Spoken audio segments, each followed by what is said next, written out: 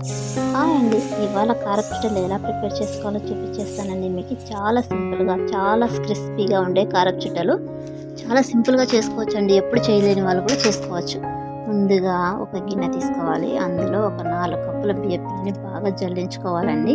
ఏ కప్తో తీసుకున్నామో అదే కప్పుతో 1 కప్పు పప్పుల పిండి, 1 కప్పు శనగపిండి, 1 గుప్పెడు వాము, 1 గుప్పెడు జీలకర్ర, కారం రుచికి తగినంత.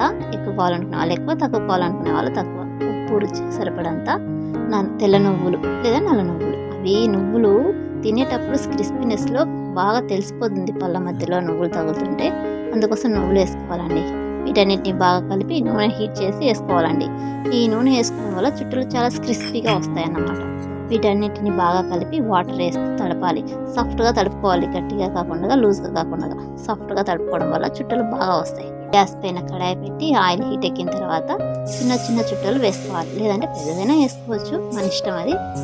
వీటిని బాగా కాల్చాలండి. 2 వైపులా కలర్ మారుతాయి, బబుల్స్ రావడం తగ్గిపోతుంది.